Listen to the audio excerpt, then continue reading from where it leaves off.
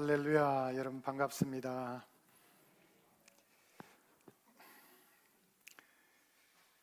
지난 2년 반 동안 코로나 때문에 많이 고생들 하셨죠. 특별히 사업상에 또 어려움을 당한 여러분들에게 주님의 크신 위로하심이 함께 하시길 바랍니다.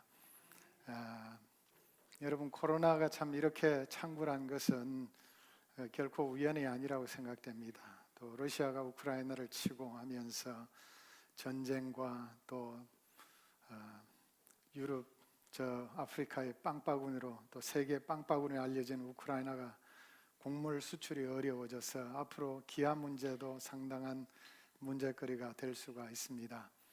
주님 재림 때 나타날 세 가지 징조들을 전쟁과 기근과 그리고 온역입니다. 정말 주님의 재림이 가까운 시대임을 우리가 느낍니다.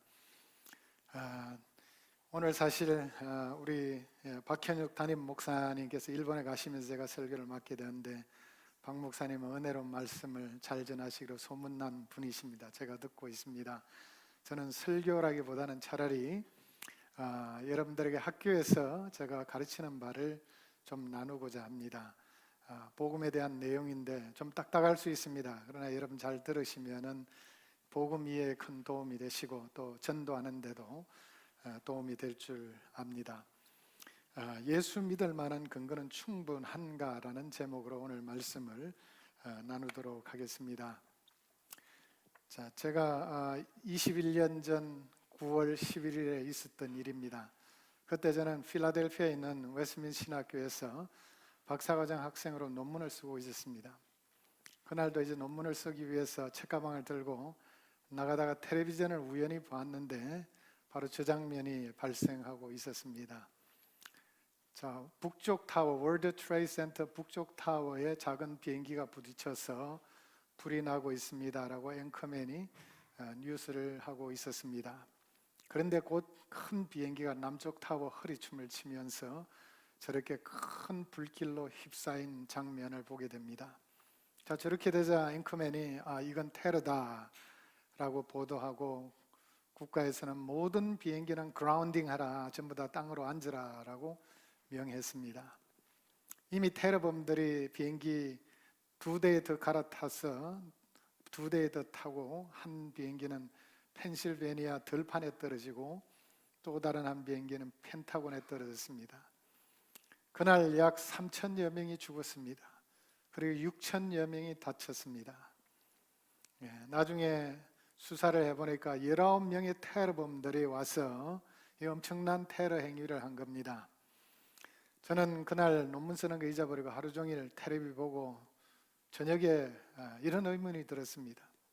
미국이 세계 정보력 1등이라고 하는데 어떻게 해서 그 테러범들이 오는 것을 미리 알지 못했을까? 그런 의문이 들었습니다. 그러면서 제가 내린 결론은 미래에 대해서는 아무도 모른다는 사실입니다. 미래는 오직 하나님만 아시는구나라는 사실을 그날 다시 확신하게 되었습니다. 여러분, 미래를 알 수 있습니까? 1년 후를 알 수 있습니까? 한 달 후를 아실 수 있습니까? 아니, 내일 무슨 일이 일어날지 아실 수 있습니까? 1시간 이후에 무슨 일이 일어날 줄 아시겠습니까? 1시간 이전에만 알았어도 테러범들 잡고 이렇게 많은 사람이 죽지 않았을 것입니다. 여러분, 앞일은 아무도 모릅니다. 오직 미래를 아시는 분은 하나님이십니다. 여러분, 인류의 미래에 대해서 예언하는 다른 경전이 어디 있습니까? 성경 외에요? 성경만이 유일하게 미래에 대해서 예언하고 있고, 자, 창세 때부터 예수님의 재림의 때까지 예언하고 있습니다. 그리고 그간 예언한 것이 다 이루어졌습니다. 다 이루어졌습니다. 한때는 노스트라다무스의 예언이 잘 맞는다고 모두들 집중하곤 했습니다. 그런데 노스트라다무스의 예언이 결정적으로 깨진 사건이 있습니다. 1999년 7월에 공포의 대왕이 하늘로부터 온다고 했는데 공포의 대왕이 왔습니까? 안 왔어요. 제가 미국에서 그때 유학 당시였기 때문에 라디오를 들었는데 그런 조롱하는 말을 하더라고요. 일본 사람들이 저 노스트라다무스 예언을 믿고 지금 땅굴을 파고 숨는다고 조롱하는 방송을 들었습니다. 예, 노스트라다무스 예언도 맞지 않는 겁니다. 여러분, 오직 하나님만 미래를 아십니다. 하나님은 태고때 천지 창조부터 예수님이 재림하셔서 인류의 역사를 끝내는 이 시점까지 모든 역사를 다 알고 계신 하나님이십니다. 그래서 하나님은 인간 역사의 주인이십니다. 그래서 저와 여러분이 하나님을 믿고 있습니다. 자, 오늘 본문 말씀 우리 다시 한번 읽어볼까요? 자, 스크린에 있는 말씀입니다. 우리 함께 한번 읽어보겠습니다. 시작. 나 여호와가 말하노니 너희 우상들은 소송하라. 야곱의 왕이 말하노니 너희는 확실한 증거를 보이라. 장차 당할 일을 우리에게 진술하라. 또 이전 일이 어떠한 것도 알게 하라. 우리가 마음에 두고 그 결말을 알아보리라. 혹 앞으로 올 일을 듣게 하며 뒤에 올 일을 알게 하라. 그리하면 너희가 신들인 줄 우리가 알리라. 또 복을 내리든지 재난을 내리든지 하라.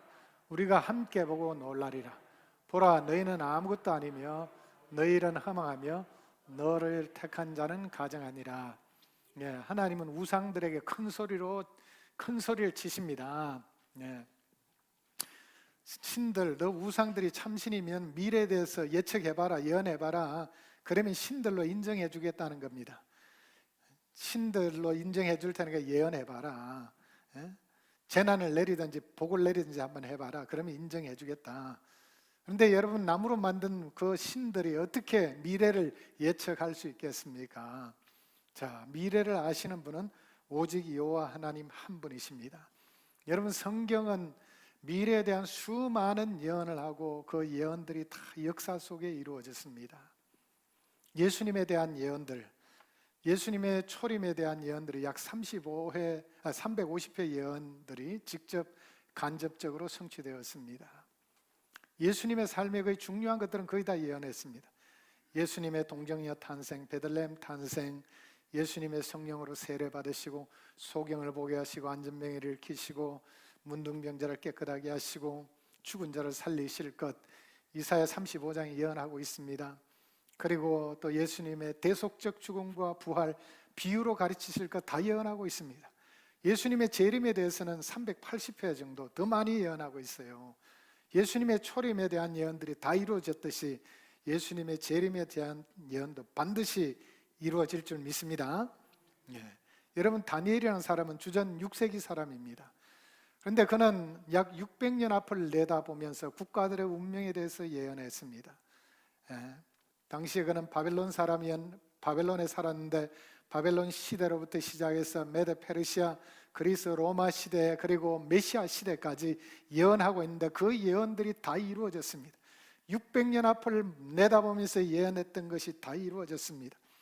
다니엘서는 예수님의 재림에 대한 예언도 하고 있습니다. 12장에 보면은 예수님이 재림할 때 죽은 자의 부활을 예언하고 있습니다. 교통수단이 엄청나게 빨라질 것도 동시에 예언하고 있습니다. 요한계시록은 더 놀라운 사실을 예언하고 있습니다. 예수님이 재림하실 그때 전쟁과 기근과 엄청난 온역들과 무서운 일들이 일어날 것을 여러 가지 상징을 통해서 예언을 하고 있습니다. 7 나팔재앙, 7 인재앙, 7 대접재앙 등 여러 가지 재앙들을 통해서 예언들을 하고 있습니다. 아직 이루어지지 않았습니다. 여러분, 어떤 사람은 성경 덮어놓고 믿으라고 하는데 성경은 어디에도 덮어놓고 믿으라고 말하지 않습니다. 성경을 펴들고 믿으라고 말하고 있습니다.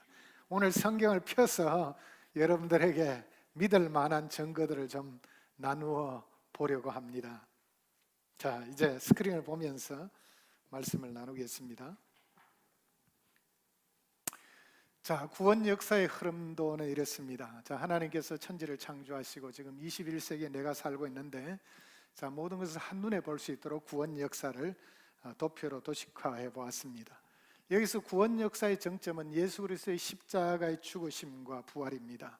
왜냐하면 예수님의 십자가의 죽으심과 부활을 통해서 인류 대속의 사역을 이루시고 구원을 이루셨기 때문입니다. 자, 예수님이 오신 때를 기점으로 해서 역사의 분기점이 나눠집니다. 자, BC는 뭐 약자죠? Before Christ, 예수님 오시기 전이란 말입니다. AD는 그럼 뭐 약자죠?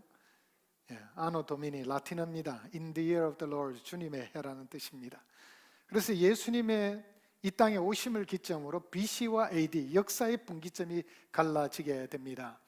그래서 예수님께서 오셔서 죽으시고 부활하시고 성천하시고 재림하시는 이와 같은 역사 과정을 진행하시는데 예수님이 구원 역사의 정점입니다.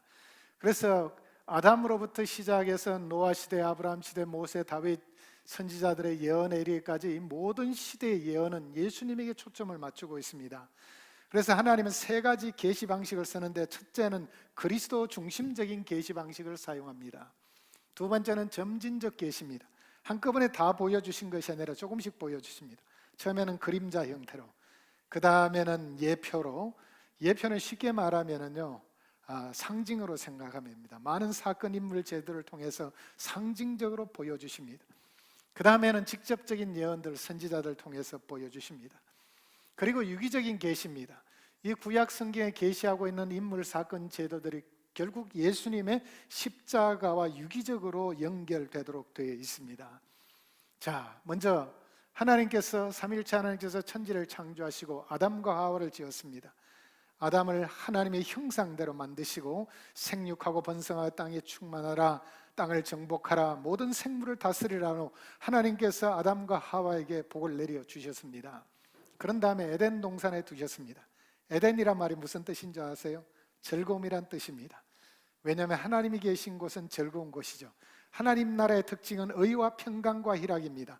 의와 평화와 즐거움입니다. 그래서 행복하게 살았는데 그만 인간이 타락함으로 말미암아 에덴 동산에서 쫓겨나게 됐습니다. 하나님의 심판이 왔습니다. 그래서 의와 평화와 기쁨 대신에 불의와 불화와 우울증에 시달리게 되었습니다. 우리나라 대한민국의 우울증으로 자살하는 인구가 세계 1등을, OECD 국가 중에 1등을 10몇 년째 유지하고 있습니다. 복음을 몰라서 그렇게 어려움을 당하고 있는 것입니다. 진짜 복음을 안다면 그 우울증에서 극복될 수 있습니다. 하나님을 만나게 되면 의와 평안과 기쁨이 회복되기 때문입니다. 자, 인간이 타락하게 되자 하나님 그냥 방치하신 것이 아니라 최초의 복음을 제시하십니다. 그게 바로 원시복음입니다. 자, 원시복음을 한번 보겠습니다. 자, 창세기 3장 15절 함께 읽어보겠습니다. 시작. 내가 너로 여자와 원수가 되게 하고 내 후손도 여자의 후손과 원수가 되게 하리니 여자의 후손은 내 머리를 상하게 할 것이요 너는 그의 발꿈치를 상하게 할 것이라 하시고, 자, 뱀에게 저주하신 말씀입니다. 자, 뱀과 여자 사이 원수관계 만든다는 것입니다. 뱀이 꼬였기 때문에 더 이상 꼬이지 못하도록 원수관계 만들었습니다. 이게 첫째 은혜입니다. 더 중요한 것은 빨간 글씨입니다. 여자의 후손으로 하신 예수 그리스도께서 내 머리, 뱀의 머리를 상하게 할 것이다. 여러분, 뱀이 머리가 상하면 어떻게 될까요? 골로 가죠. 저는 어릴 때 시골에서 자라서 뱀을 많이 잡았습니다. 긴 막대기로 뱀 대갈림을 때리면 즉시 뻗어버립니다. 그래서 예수님은 십자가에서 뱀 머리, 뱀은 뭘 상징할까요? 요한계시록 20장에 따르면 뱀은 옛뱀은 사단이라고 말합니다. 예수님께서 십자가에 죽으심으로 사단을 일격을 가해 완전히 무찌르실 것을 말씀하고 있습니다. 그래서 예수님이 십자가에서 승리하셨기 때문에 누구든지 예수 그리스도를 믿는 자에게는 사단을 이길 수 있는 능력이 있습니다. 예수 이름으로 사탄은 꼼짝마죠. 왜냐하면 머리를 깨뜨려 놓으셨기 때문입니다. 너는 그의 발꿈치를 상하게 할 것이니라. 이는 사탄이 결국 예수님을 십자가의 고난을 줄 것을 예표하는 말씀입니다. 자, 그래서 성경을 창세기 3장 15절 최초의 복음이 계시하듯이 성경을 읽을 때 우리가 성경을 바로 이해하는 방식은 예수님 중심으로 성경을 읽어야 됩니다. 자, 요한복음 5장 39절 함께 읽어보겠습니다. 시작. 너희가 성경에서 영생을 얻는 줄 생각하고 성경을 연구하거니와 이 성경이 곧 내게 대하여 증언하는 것이니라. 자, 이게 유대인들에게 예수님이 하신 말씀입니다. 너희가 성경 열심히 연구하는데 영생 얻으려고 이 성경이 내게 대한 것이라, 예수님 자신에 대한 것이라고 말씀하고 있습니다. 그래서 우리가 구약 성경을 이해할 때 여기서 성경은 구약 성경을 말합니다. 예수님 당시였기 때문에. 그래서 우리가 구약 성경을 이해할 때 예수님 중심으로 이해해야 됩니다. 누가복음 24장에도 비슷한 말씀을 하고 있습니다. 모세의 율법 5경과 선지자결 그리고 시편, 이것은 구약 성경을 대변하는 책입니다. 이것이 바로 그리스도의 고난과 그리고 죽은 자 가운데 살아나실 예수님의 부활과 그리고 죄 사함을 받게 하는 회개를 통해서 구원을 얻게 하는 복음을 전하고 있다는 것입니다. 그래서 성경의 핵심적인 내용이 예수님의 대속적 죽음과 부활과 이를 통해서 구원을 얻게 되는 복음을 전하고 있다는 것입니다. 그래서 우리는 성경을 읽을 때 예수님 중심으로 읽어야지 성경을 바로 읽게 되는 겁니다. 자, 하나님께서 이제 아담과 하와 타락하자 원시복음 최초의 복음을 계시하셨습니다. 구원 역사를 보면 인간은 끊임없이 죄를 짓고 그때마다 하나님은 심판하시지만 은혜를 베푸시는 것이 하나님의 구원 역사 진행 방식입니다. 아담이 타락했지만 하나님은 이에 대해서 심판하셨고 그리고 최초의 복음이란 은혜를 베푸셨습니다. 그런데 아담의 자손들도 지속적으로 범죄합니다. 천여년 동안 흘러가면서 노아 시대 BC 3000년경입니다. BC 4000년경에 살았던 아담 시대로부터 노아 시대 BC 3000년경 시대까지 흘러가면서 인간은 점점 더 악해집니다. 대표적으로 아담과 하와의 아들 가인은 동생 아벨을 죽입니다. 가인의 6대손 라멕이라는 사람은 자기에게 조금만 상처를 줘도 마구 죽여버렸습니다. 라멕이 시에 나옵니다. 그리고 노아 홍수 직전에는 모든 사람들의 인간의 계획이 모두 악한 상태에 빠지게 됩니다. 그래서 하나님은 인간을 물로 심판하실 계획을 세우십니다. 물로 쓸어버리시죠. 그때 하나님은 또 어떤 하나님이세요? 은혜를 베푸십니다. 노아 가족을 구원하시고 노아를 통해서 전 인류를 재창조하실 계획을 세우십니다. 아담에게 약속하셨던 생육하고 번성하고 땅에 충만하는 복을 노아 가족들에게 동일하게 하나님은 전수해 주시고 계십니다. 자, 노아 방주 짐승들 짝짝이 이렇게 올라가잖아요. 자, 제가 가끔씩 들어보니까 이 노아 홍수 얘기를 하면은 옛날 책들에 나오죠. 길가메시 서사시, 고대 근동의 홍수 이야기 길가메시 서사시에도 있지 않느냐, 아트라하시스 서사시에도 있지 않느냐. 사실 한 9개 정도 홍수 얘기가 있어요. 자, 이거 뺏긴 게 아니냐 성경이, 이런 얘기하는 사람이 있습니다. 그건 정말 문헌을 제대로 비교해 보지 않고 하는 소리입니다. 여러분, 홍수가 보편적이고 만약 모든 인류가 아담의 후손이라면 그 후손들이 홍수 이야기를 알까요 모를까요? 모두 다 알고 있어요. 그가 아시아에 살고 있던, 고대 근동지역에 살고 있던, 아메리카 대륙에 살고 있던 모두 다 알 것입니다. 다 알 것이에요. 자, 여러분, 한자 문화에도 노아 홍수의 흔적이 남아 있습니다. 배주자 아시죠? 배주자 옆에 8팔자에다 입구자 붙이면 배선자가 되잖아요. 왜 8명의 사람을 거기다 붙여놔서 배선자를 만들었을까요? 노아 방주에 구원받은 사람이 노아와 노아의 세 아들 부부 8명이 구원받았습니다. 한자 문화 속에도 반영되어 있습니다. 자, 중요한 것은 뭐냐? 고대 근동의 그와 같은 서사시들에 나온 내용과 그리고 성경이 가르치고 있는 성경의 기록과 무엇이 더 정확하냐 이거잖아요. 자, 제가 실례를 하나만 드릴게요. 배의 규격을 보면요, 길가메시 서사시에 나오는 배의 규격은 가로 세로 높이가 모두 다 54m입니다. 자, 배를 나무로 만들었잖아요. 옛날에 가로 세로 높이가 54m인 정면 육면체로 배를 만들었다고 한번 생각해 보십시다. 그 배가 물에 뜰 수 있을까요? 부력 때문에 올리자마자 금방 쭈그러들 겁니다. 그거는 공학적으로 생각할 때 도저히 상상할 수 없는 배입니다. 그런데 창세기에 하나님께서 배를 어떻게 만드시라고 했어요? 300규빗 길이에다가 50규빗 넓이에다가 30규빗 높이라고 했죠. 135m 길이에다가 22m 폭에다가 13m 높이로 만들라고 했습니다. 제가 2017년 홍콩에 간 적이 있습니다. 노아 방주의 실물 크기로 만들어 놨습니다. 거기 들어가 보니까 아주 놀라운 것이 기록이 되어 있었습니다. 노아 방주의 비율이 6대1인데 현대 조선공에서 배의 가장 안정적인 비율이 6대1이랍니다. 길이와 넓이가. 그래서 유조선이나 큰 배들은 다 이 규격에 따라 맞춘다는 겁니다. 하나님은 우주 만물뿐만 아니라 자연의 질서도 만드신 하나님입니다. 배가 어느 것이 가장 안정적일지 하나님은 다 아셨습니다. 여러분, 어느 것이 진실일까요? 하나님의 영감으로 기록된 성경이 진실인 것입니다. 그리고 인간관을 보면 더 기가 막힙니다. 길가메시 서사시에 왜 홍수를 일으켰느냐? 인간들이 너무 많아져가지고 인간들이 하도 떠들어가지고 신들이 잠을 잘 수 없어서 인간을 전부 다 멸절하기로 했다는 겁니다. 그런 신들이 부도덕한 신이 어디 있습니까?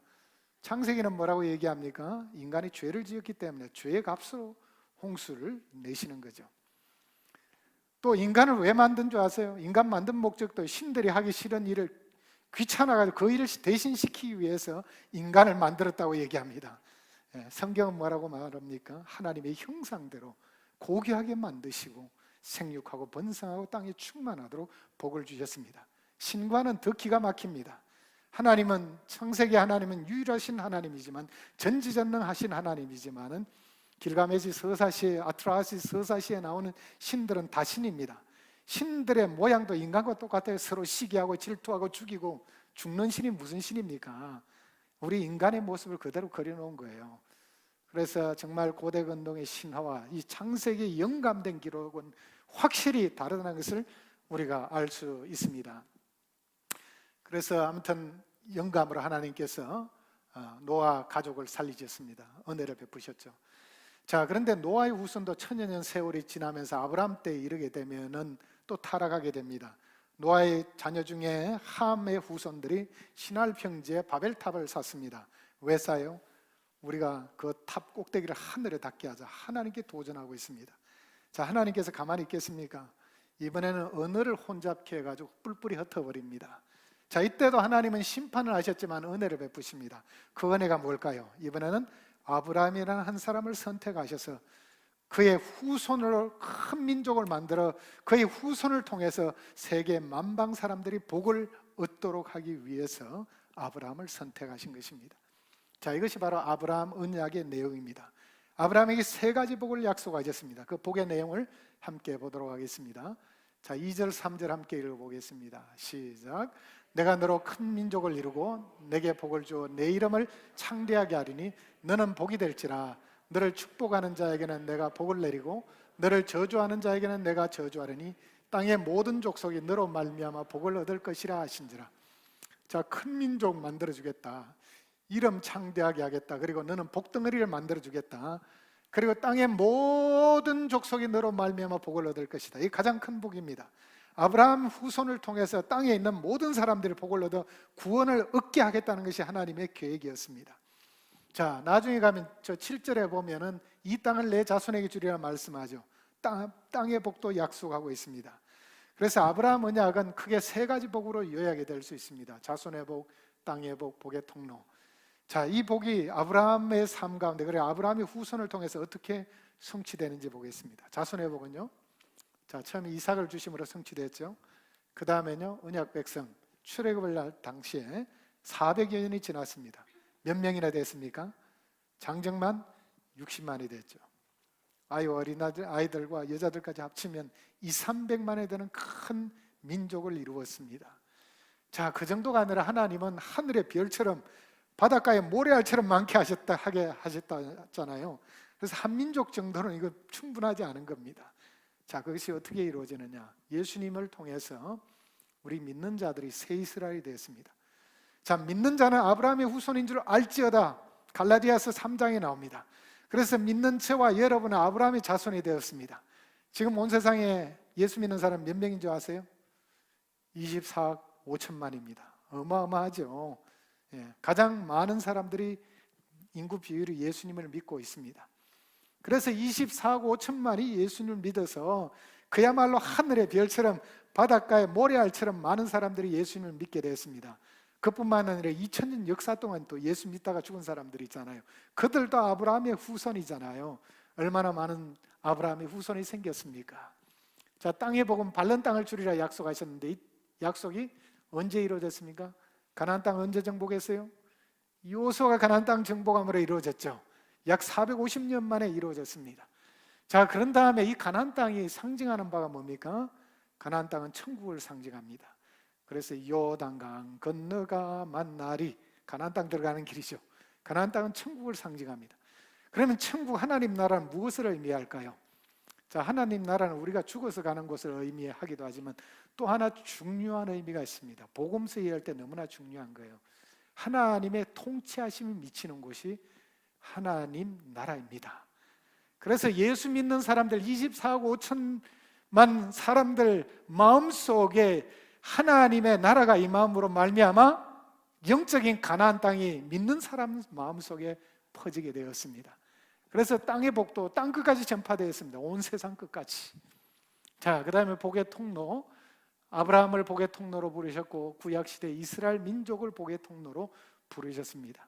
다윗 솔로몬 시대는 주변 국가의 복의 통로가 되었습니다. 그런데 이스라엘 민족이 나중에 우상 숭배함으로 말미암아 우리가 열왕기 상하를 읽어보면은 결국 바벨론의 포로로 잡혀가게 되잖아요. 북이스라엘은 아수르의 포로로 잡혀가게 되고요. BC 722년 586년에 일어난 일입니다. 그 다음부터 다윗 후손들은 다시는 왕권이 회복되지 못했습니다. 페르시아, 그리스, 로마의 속국으로 살게 되었습니다. 그러면 이스라엘 민족을 들어서 세상 열방을 위한 복의 통로로 만들겠다는 이 약속은 실패한 걸까요? 그렇지 않습니다. 예수 그리스도께서 십자가에 죽으시고 부활하심으로 말미암아 예수님은 영적인 하나님 나라를 세웠습니다. 그리고 예수님은 영적인 왕이 되셨습니다. 예수님이 다스리는 하나님 나라는 영원한 나라가 되었고 무너지지 않는 나라가 되었습니다. 그래서 복의 통로는 예수님을 통해서 지금 24억 5천만에 되는 사람이 예수님을 믿게 되었고, 예수님을 통해서 진짜 복의 통로로, 아브라함의 후손 예수님을 통해서 세상 만방이 복을 얻는 복의 통로로 쓰이게 되었습니다. 지금 그 교회가 그 일을 이어받아서 하고 있습니다. 그래서 아브라함에게 약속하신 이 복은요, 구약시대 역사 속에서도 이루어졌지만 예수님 안에서요, 복음이라는 복 하나로 모두 다 통일되어서 완성된 것입니다. 할렐루야.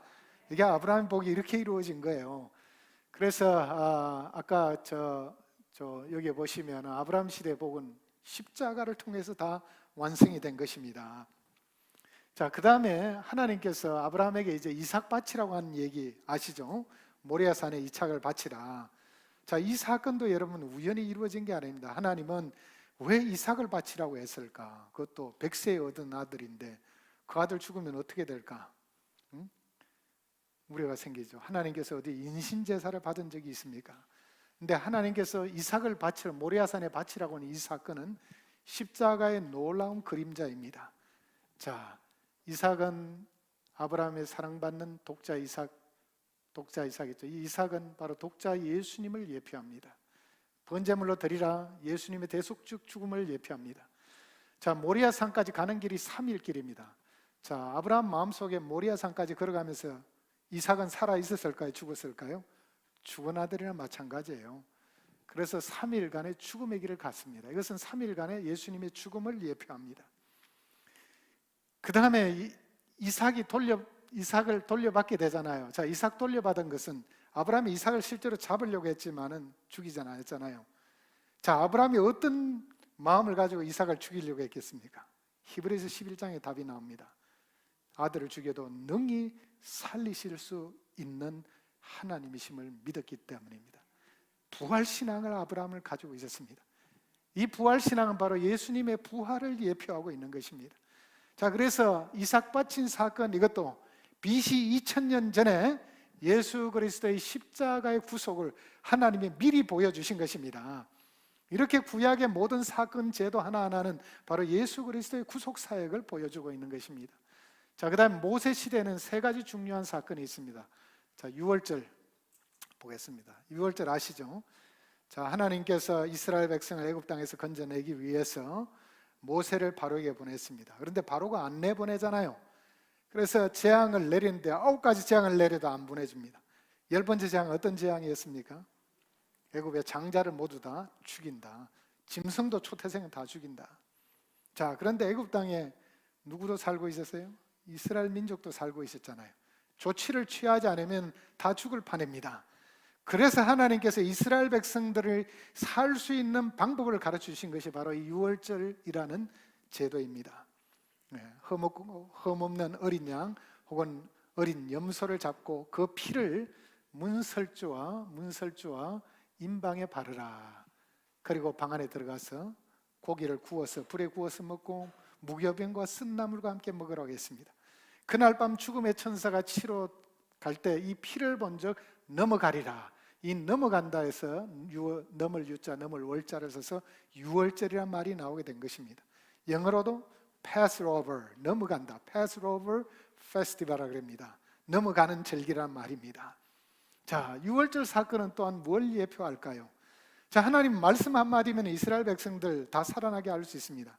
사실 재앙을 내릴 때 세 번째 재앙까지는 이스라엘 백성도 함께 겪었습니다. 네 번째 재앙 때는 면제, 하나님 말씀 한마디면 끝났어요. 그런데 마지막 재앙에는 왜 이런 복잡한 절차를 가르치셨을까요? 바로 다음 장면에 답이 있습니다. 유월절 사건은 바로 십자가를 예표하기 때문입니다. 어린 양은 세상 죄를 지고 가는 어린 양 대신 예수님을 예표합니다. 피 바름은 예수님의 보혈을 흘리심을 예표합니다. 흠없는 어린 양은 바로 무죄하신 예수님을 예표합니다. 그리고 양고기 먹는 것은 예수님의 몸이 찢길 것을 예표하고 있는 것입니다. 구약 시대에는 제사의 제물은 흠이 없는 걸 드려야 됩니다. 속죄제나 속건제도 마찬가지예요. 흠이 없다는 것은 무죄하신 예수 그리스도를 예표합니다. 만약 예수님이 죄가 있다면 우리 죄를 위해 돌아가실 수가 없잖아요, 그죠? 자, 그 다음에 유월절 다음에 또 중요한 언약이 있습니다. 시내산 언약입니다. 유월절도 예수님이 십자가를 보여주었죠. 자, 시내산 언약. 자, 출애굽기 19장 5, 6절 읽어보겠습니다. 시작. 세계가 다 내게 속하였나니 너희가 내 말을 잘 듣고 내 언약을 지키면 너희는 모든 민족 중에서 내 소유가 되겠고 너희가 내게 대하여 제사장 나라가 되며 거룩한 백성이 되리라. 너는 이 말을 이스라엘 자손에게 전할지니라. 자, 시내산 언약의 핵심은 십계명과 언약의 책을 준 것입니다. 십계명은 잘 아시죠? 언약의 책은 십계명을 구체적인 삶의 상황 가운데 적용할 수 있는 법입니다. 자, 왜 십계명을 주셨냐? 앞으로 제사장 나라 거룩한 백성을 만들기 위해서입니다. 여러분, 제사장이 하는 일은 뭡니까? 죄인과 하나님 사이 중재자 역할을 했죠. 그래서 죄인과 하나님 사이 중재하기 때문에 거룩하지 않고는 절대 할 수 없습니다. 그래서 7일간 위임식 하면서 수많은 제사를 드리면서 자신을 성결케 해야 됩니다. 제사장이 죄가 있으면서 예배를 드리면 어떻게 될까요? 적사예요. 구약시대 나답과 아비후 다른 불 들였다가 적사했어요. 자, 하나님께서 이스라엘 백성들을 제사장 나라로 쓰기 위해서는 거룩하지 않고는 제사장 나라 쓸 수 없습니다. 그래서 십계명을 주신 거예요. 십계명 잘 지켜라. 그래야지 거룩한 백성에 대해서 중재자로서 일을 할 수 있기 때문입니다. 십계명 주신 이유를 알겠죠? 자, 구약시대는 신약시대 우리가 십계명 지켜야 하는 이유가 여기 있습니다. 우리가 제사장 나라로서 하나님의 복의 통로가 되기 위해서는 거룩해야 되기 때문입니다. 아브라함 언약 복의 통로로 쓰기 위해서는 반드시 십계명과 언약의 책을 잘 지켜야지, 말씀대로 잘 순종해야지 우리는 제사장적인 사명을 감당할 수가 있습니다. 자, 그런데 문제가 있습니다. 여러분, 십계명 100% 지킬 수 있는 사람 있나요? 한번 손들어 보세요. 자, 구약의 율법대로는 바울은 나는 율법으로 완전하다 그랬죠. 바울이 허풍 떠는 겁니다. 사실 성경을 보면요, 예수님은 살인하지 말라는 계명 뭐라고 얘기하고 있어요? 형제를 미워하면 살인이다. 형제에 대해서 욕하면 살인이다. 바보 같은 놈이라면 살인이다라고 얘기하고 있습니다. 자, 여러분 안 미워하는 사람 한번 손 들어봐요. 저와 여러분 모두 다 살인자입니다. 이 일을 어떻게 할까요? 그래서 하나님은 그 다음 것을 주셨습니다. 바로 이겁니다. 성막을 주셨습니다. 성막에 두 가지 중요한 기능이 있습니다. 하나님께서 지성소에 계시면서 이스라엘 백성들과 교제하며 말씀을 주시기 위해서고, 또 하나는 이스라엘 백성들의 제사를 받으시고 죄를 용서해 주시기 위해서입니다. 자, 구약시대 이스라엘 백성이 죄를 지으면은 양을 혹은 염소를 가져옵니다. 그러면은 양을 놓고 그 제사장, 죄인이 손을 올리고 제사장이 그 위에 손을 올린 다음에 모년 모월 모일에 지은 이 거짓말 죄를 증거하노라. 증거한 다음에 제사 드리는 사람 양의 목을 찌릅니다. 그 찌를 때 얼마나 가슴이 아프겠어요. 내가 죽을 자리에 이 양이 대신 죽구나, 그런 생각이 들겠죠. 다시는 죄 짓지 말아야지. 그리고 그 피를 받아서 제사장에게 주면 제사장은 여기에 번제단 뿔에다가 바릅니다. 나머지 피는 밑에다 쏟아버립니다. 그러면 하나님께서 이 피를 보시고 죄를 깨끗하게 용서해 주셨습니다. 구약시대 제사들은 대부분 이랬습니다. 그래서 제물을 잡고 피를 바침으로 죄 용서받고 하나님과의 교제, 거룩이 회복되었던 것입니다. 그래서 성막은요, 사실은 출애굽기 25장부터 40장까지 상당히 많은 부분을 차지하고 있습니다. 십계명 단 한 장이잖아요. 20장. 그만큼 성막이 중요하기 때문이에요. 자, 성막이 왜 이렇게 중요하냐? 성막 속에 십자가가 들어있어요. 자, 여기 있습니다.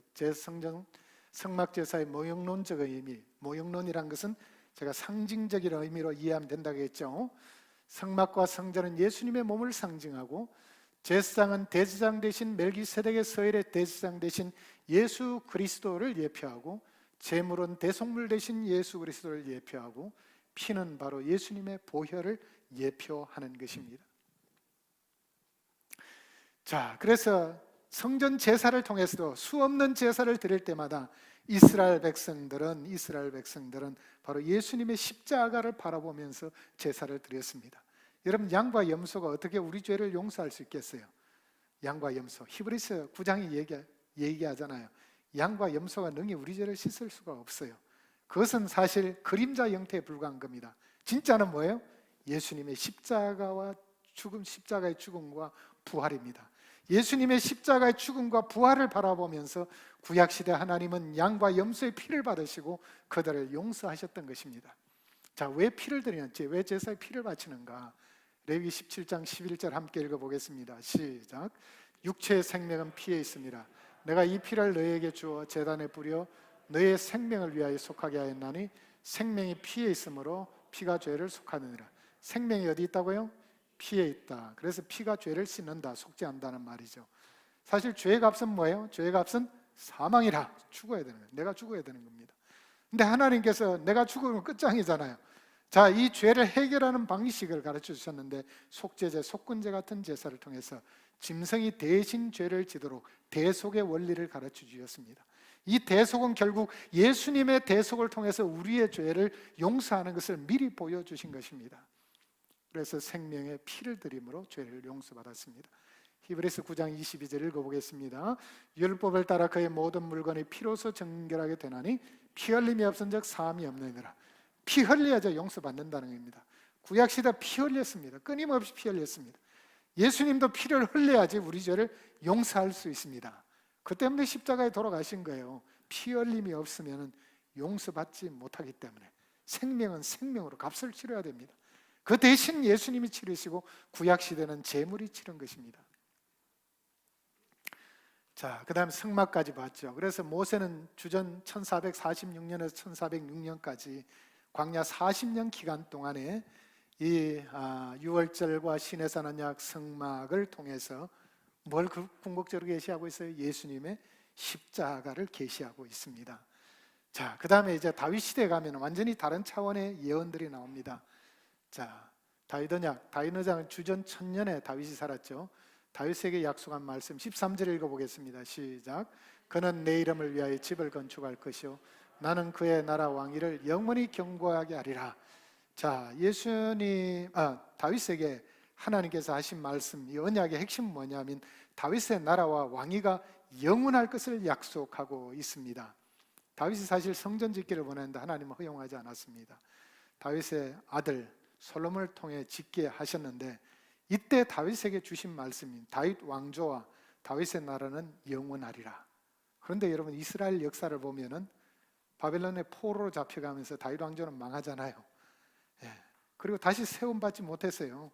정치적인 관점에서 포로 기한 이후에도 페르시아, 그리스 로마의 지배를 받게 되었고 다윗 왕조는 세움받지 못했습니다. 그러면 하나님의 언약이 실패한 걸까요? 하나님은 거짓말하시는 분이 아니죠. 어떻게 이러세요? 예수 그리스도를 통해서 예수 그리스도가 다윗의 자손에서 나게 하시고, 그래서 마태복음 1장이 중요한 거예요. 아브라함의 자손, 다윗의 자손으로 나신 예수 그리스도를 증언하고 있습니다. 결국은 예수님이 바로 다윗 왕조를 통해 태어난 아들이요 그가 세우는 하나님 나라는 영원한 나라요 그의 왕권은 영원할 것을 보여주고 있는 것입니다. 그래서 예수님을 통해서 온전히 성취되게 됩니다. 자, 다윗은 또한 예언자입니다. 하나님은 다윗에게 다윗 언약을 주셨을 뿐만 아니라 메시아의 고난에 대해서 직접적으로 예언했습니다. 자, 1절 함께 읽어보겠습니다. 시작. 내 하나님이여 내 하나님이여 어찌하여 나를 버리셨나이까? 어찌 나를 멀리하여 돕지 아니하시오며 내 신음소리를 듣지 아니하시나이까? 이건 누가 한 말이에요? 예수님이 하신 말씀이죠. 다윗이 1000년 전에 예언한 거예요. 이 십자가상에서 하신 말씀. 그 뒤에 따라 3, 4절, 5, 6절 군중들이 삐죽대는 모습도 예언하고 있는데 제가 생략했습니다. 시간 때문에. 자, 다 예언하고 있어요. 그 다음에 16절 시작. 개들이 나를 에워쌌으며 악한 무리가 나를 둘러 내 수족을 찔렀나이다. 수족은 뭐예요? 손과 발을 찔렀다. 십자가 고통을 예언하고 있습니다. 그 다음에 18절 시작. 내 겉옷을 나누며 속옷을 제비 뽑나이다. 로마 병정들이 예수님 겉옷 나눠 가졌죠. 속옷은 제비 뽑아 가졌습니다. 정확히 예언하고 있습니다. 자, 이제 선지자 시대 가면요, 더 직접적인 예언들이 많이 나옵니다. 자, 이사야 7장 14절 읽어볼까요? 시작. 그러므로 주께서 친히 징조를 너에게 주실 것이라. 보라, 처녀가 잉태하여 아들을 낳을 것이요 그의 이름을 임마누엘이라 하리라. 임마누엘이 무슨 뜻이죠? 하나님이 우리와 함께 하심이라. God with us란 뜻이죠. 하나님이 우리와 함께 하심이라. 그가 누구를 통해 나요? 처녀를 통해서 잉태하게 되리라. 자, 이 말씀대로 예수님은 성령으로 동정녀 마리아를 통해 태어나게 됐습니다. 자, 예수님께서 왜 마리아를 통해 태어났을까요? 자, 저와 여러분처럼 혈육을 통해 태어나게 되면요, 원죄를 지니게 됩니다. 그럼 대속 제물이 될 수 없잖아요. 그래서 하나님은 처녀 마리아의, 정혼한 처녀 마리아의 몸을 빌려서 그를 통해서 예수님을 이 땅에 태어나게 하신 것입니다. 자, 이사야 9장은요, 예수님 메시아가 바로 하나님이시고 메시아가 다윗의 왕자와 그의 나라에서 다윗의 왕권으로 다스릴 것을 예언하고 있는 말씀입니다. 자, 이사야 53장은 메시아의 고난에서 가장 구체적으로 정확히 예언하고 있는 말씀입니다. 함께 읽어보겠습니다. 시작. 그가 찔림은 우리의 허물 때문이요 그가 상함은 우리의 죄악 때문이라.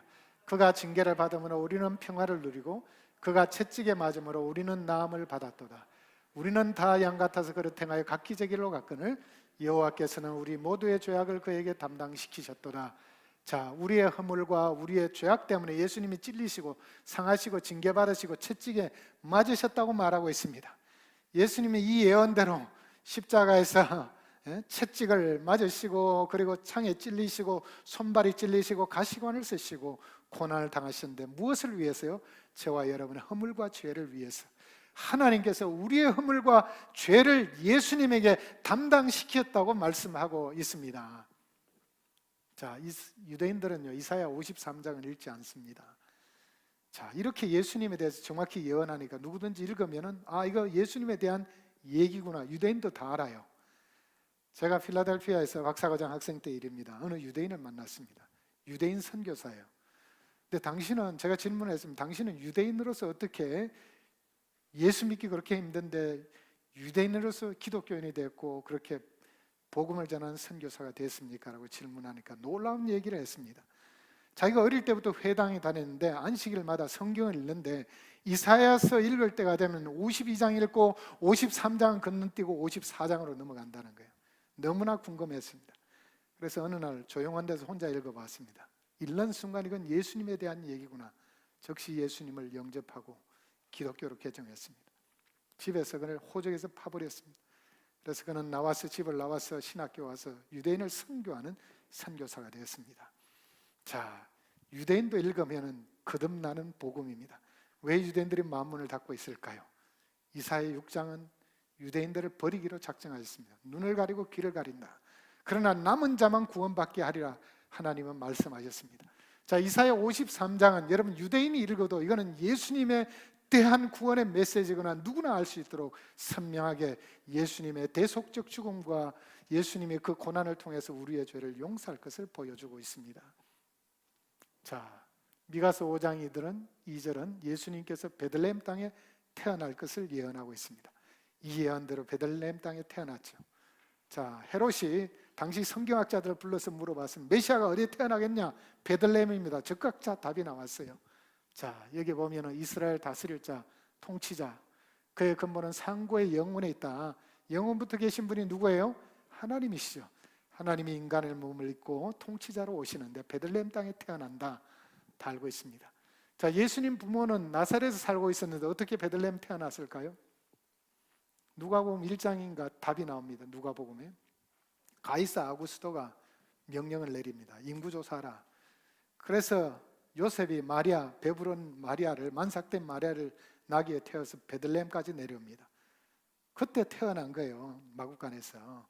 그래서 이 예언을 성취한 겁니다. 되돌아갔어요. 많은 유대인들은 예수님이 나사렛 출신인 줄 압니다. 근데 사실 베들레헴에서 태어나신 거예요. 하나님은 놀라운 방법으로 가이사 아우구스투스에게 인구조사하도록 명령해가지고 이 예언을 성취하게 하셨습니다. 자, 다니엘서 예언들, 다니엘서 7장에는 아까 얘기 드린 대로 바벨론, 메데, 파사, 그리스, 로마 시대, 메시아 시대에 대한 예언을 하고 있는데 메시아 시대에 대한 예언입니다. 시간이 없기 때문에 넘어가겠습니다. 자, 이제 세례 요한 때 예수님보다 6개월 전에 태어난 사람이죠. 세례 요한은 예수님에게 당신이 그입니까? 라고 질문합니다. 보겠습니다. 함께 읽어보겠습니다. 시작. 오실 그이가 당신이 오니까 우리가 다른 일을 기다리오리까. 자, 예수님이 진짜 메시아인지 질문합니다. 예수님 뭐라고 대답합니까? 여기에 나오는 4, 5절의 내용이요, 바로 예수님의 사역을 그대로 나타내고 있는 말씀입니다. 자, 예수님이 이렇게 대답하신 것은요, 이사야 61장 1절에 메시아 사역을 예언하고 있는 말씀을 그대로 예수님이 성취하고 있는 걸 보여줍니다. 즉 예수님의 사역이 메시아심을 입증하고 있다는 것을 간접적으로 세례 요한에게 보여주신 것입니다. 자, 베드로의 신앙 고백을 통해서 예수님은 메시아이심을 또한 인정하셨습니다.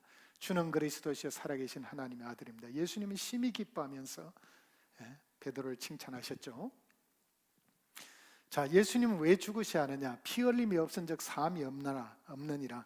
예수님이 돌아가시지 않으면 우리 죄가 용서되지 않기 때문에 예수님은 돌아가셔야 됐습니다. 그래서 겟세마네 동산에서 그렇게 할 수 있으면 피하게 해달라고 했지만은 하나님은 침묵으로 예수님의 죽음을 허용하셨습니다. 피 흘려야지 용서할 수 있기 때문이죠. 자, 예수님이 십자가의 죽음 시에 일어난 일을 보겠습니다. 자, 함께 읽어볼까요? 시작. 이에 성소 위장이 위로부터 아래까지 찢어져 둘이 되고 땅이 진동하며 바위가 터지고. 자, 성소의 모습이 이렇습니다. 여기 성소고요, 여기가 지성소입니다. 여기 휘장이 있습니다. 이 휘장은 황소 5마리를 찢어야 찢어지는 휘장입니다. 예수님이 돌아가시는 그 순간 이 휘장을 위로부터 아래로 하나님께서 친히 찢어버렸습니다. 성소와 지성소가 열린 휘장, 열린 것, 어떤 의미가 있을까요? 지상 성전을 이제는 철폐하신 겁니다. 예수님께서 피를 들이심으로 이제는 누구든지 예수님의 피를 의지하며 하나님께 바로 들어갈 수 있는 길이 열렸음을 바로 이 휘장 찢는 사건을 통해서 보여주신 것입니다. 자, 그런 다음에 예수님은 돌아가신 다음에 부활하시게 되죠. 자, 참신은 죽어 있으면 참신이 아닙니다. 반드시 살아나야지 참신입니다. 예수님은 3일 만에 살아나심으로써 하나님의 아들로 입증됐다고 로마서 1장 4절은 말씀하고 있습니다. 자, 함께 읽어볼까요? 시작. 이는 주께서 내 영혼을 서울에 버리지 아니하시며 주의 거룩한 자를 멸망시키지 않을 것임이니라. 자, 시편 16편 10절 말씀은 베드로가 오순절에 인용함으로써 이 말씀이 예수님의 부활에 대한 예언의 말씀임을 입증하게 되었습니다. 주의 거룩한 자로 멸망시키지 않을 것이다, 다시 살리실 것이란 말씀이죠. 자, 그 다음에 예수님의 재림에 대한, 예수님은 이제 부활하시고 승천하신 다음에 재림하신다고 약 380회 예언하고 있는데 대표적인 말씀 하나만 한번 읽어보겠습니다. 시작. 주께서 호령과 천사장의 소리와 하나님의 나팔 소리로 친히 하늘로부터 강림하시리니 그리스도 안에서 죽은 자들이 먼저 일어나고 그 위에 우리 살아남은 자들도 저들과 함께 구름 속으로 끌어올려 공중에서 주를 영접하게 하시리니 그리하여 우리가 항상 주와 함께 있으리라. 주님이 오시는 그날 저와 여러분은 변화되어 공중으로 들림받습니다. 자, 그때 남아있으면 큰일 나요. 2사람이 자다가 한 사람은 들림받으리라. 둘이 맷돌을 갈다가 한 사람은 남고 한 사람은 들림받으라. 예수님 비유들어 얘기하셨습니다. 남으면 큰일 납니다. 자, 예수님 재림 때가 너무나 가까웠어요. 자, 너무나 가까웠습니다. 재림의 시와 때는 아무도 몰라요. 그러나 재림의 징조는 확실하게 얘기하셨습니다. 자, 이 말씀 한번 읽어볼까요? 시작. 이 천국 복음이 모든 민족에게 증언되기 위하여 온 세상에 전파되리니 그제야 끝이 오리라. 복음이 모든 민족에 전파된 끝이 온다고 말했습니다. 여러분 20세기 초반만 해도 17,000여 전 세상 종족 중에 소수만 예수를 믿었습니다. 이 중에 반이 복음화가 되는데 이렇게 오래 걸렸어요. 1974년도에 반이 복음화되었습니다. 그런데 그 반이 복음에 대해서 8천여 종족이 미정도 종족이 남았는데 2006년에 또 반으로 줄어서 4천여 종족으로 남았습니다. 자, 2020년은 몇 종족이 남은 줄 아세요? 반이 아니라 300여 종족이 남았습니다. 자, 2년 더 지나갔어요. 예수님의 재림이 정말 문 앞에 다가온 시대에 살고 있습니다. 자, 요한계시록 6장부터 한번 읽어보세요. 일곱 인을 띠는 것, 일곱 나팔 재앙, 일곱 대접 재앙. 자, 거기에 나오는 말들 이미지를 보면 주님의 재림이 아주 가까운 시대에 우리가 살고 있습니다. 자, 이제 마지막 이 말씀을 우리가 한번 읽고 기도하겠습니다. 자, 14장 6절 읽어보겠습니다. 시작. 예수께서 이르시되 내가 곧 길이요 진리요 생명이니 나로 말미암지 않고는 아버지께로 올 자가 없나니라. 다른 이로서는 구원을 받을 수 없나니 천하 인간의 구원을 얻을 만한 다른 이름을 주신 적이 없다고 말씀합니다. 예수 그리스도만이 유일한 구원자입니다. 석가나 마호메트나 공자나 아무거나 잘만 믿으면 구원받는 게 아니냐, 천만의 말씀. 하나님은 예수 그리스도만이 인류 구원을 위해서 유일한 구원자로 소개하고 있습니다. 예수 그리스도를 마음속에 영접하는 자는 하나님의 자녀가 되는 권세를 누리게 됩니다. 아무튼 여러분, 이 자리에 오신 분들은 다 예수님을 영접한 분들인 줄 저는 믿습니다. 그런데 여러분의 가족 중에, 친구 중에, 또 주변 사람 중에 아직 예수님을 믿지 않는다면 이 복음을 전하셔서 그들도 주님 오실 때 함께 들림받는 저와 여러분 되시기를 예수님 이름으로 축원합니다. 우리 잠시 한번 통성으로 기도하겠습니다. 하나님, 우리가 구원의 확신을 갖되 말씀에 근거한 구원의 확신을 갖게 하소서라고 하시고, 또 주위에 예수님을 모르는 자들, 가족들에게 또 친지들에게 복음을 전할 수 있도록 우리가 잠시 기도하겠습니다. 하나님 아버지 하나님의 크신 은혜와 사랑을 감사합니다. 하나님 아버지, 오늘 말씀을 통해서